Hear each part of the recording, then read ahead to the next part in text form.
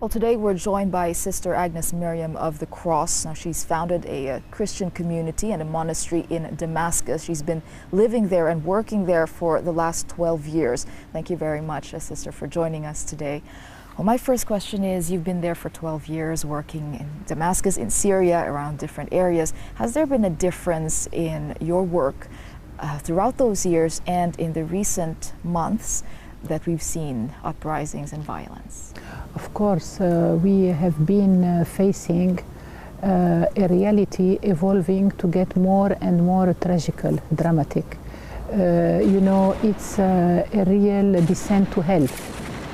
So for us, it was new because we work in Syria for the restoration of this monastery since 1994. And we could really appreciate the security in Syria. You know, it's a security, of course, which is imposed somehow by a regime which is very strong and sometimes a kind of totalitarian. But nevertheless, the reality is that everybody was living in security. Now, when the events begin to raise, we were very happy because we also felt that there is a need for a change. But very quickly, we got bad news from local witnesses in our dioceses, in Homs, and also from Damascus, in Daraa, where what those witnesses, civilians, without any political position, you know, they were counting us, telling us stories that were exactly the contrary of what we were seeing on the television. So we took position for the objective truth, the real information, and also for solidarity, because slowly by slowly you had to help opposition where you had hundreds of people detained. So you were also helping the opposition? Yes, it's what we call the interior opposition, the civilian opposition, which is not under any party and not armed. No, not armed. You have always, until today, peaceful demonstrations. Okay, so we helped in our village to set free people. Also, if there is a need of humanitarian help. Even we had the opposition meeting in our monastery, and the first appeal for dialogue and reconciliation was in our monastery. Now, I'm sure you're very well aware of all the criticism that has been thrown your way. So what is your relationship with the Assad regime?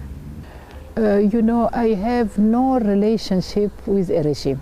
We are a religious entity, and our authority is religious. It's not political. It's not even civilian, you know.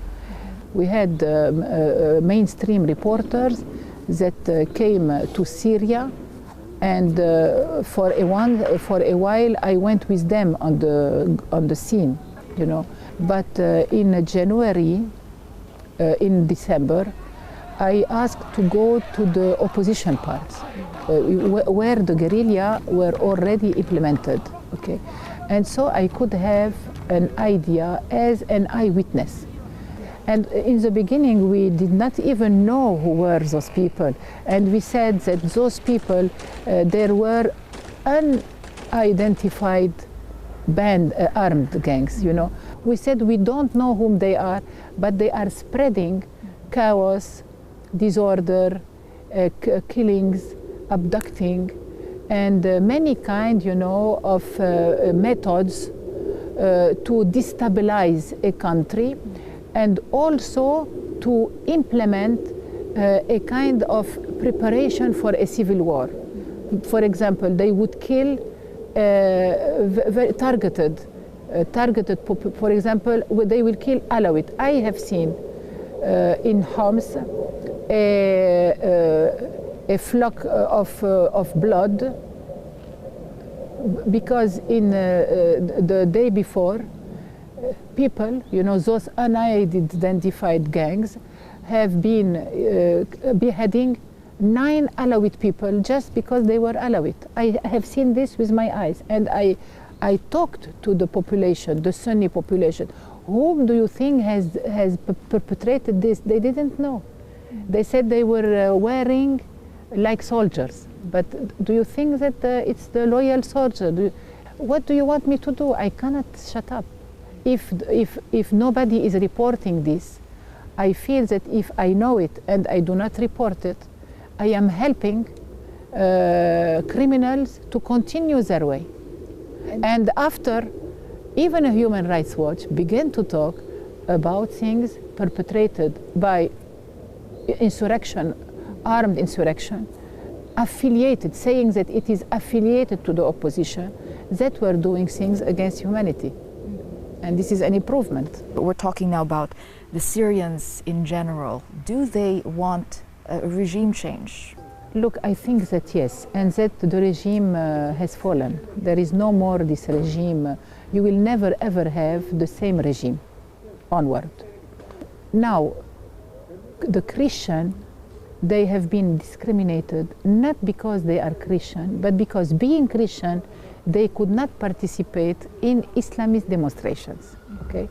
And sometimes it arrived to violences against them, heavy violences.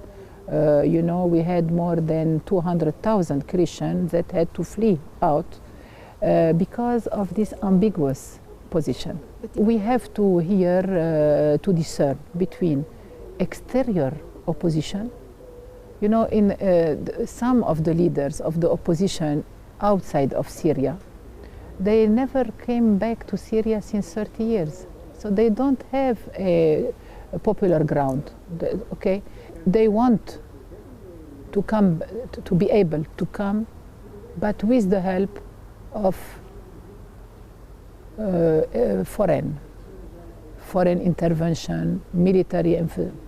But you have the interior opposition who doesn't want this kind of foreign intervention.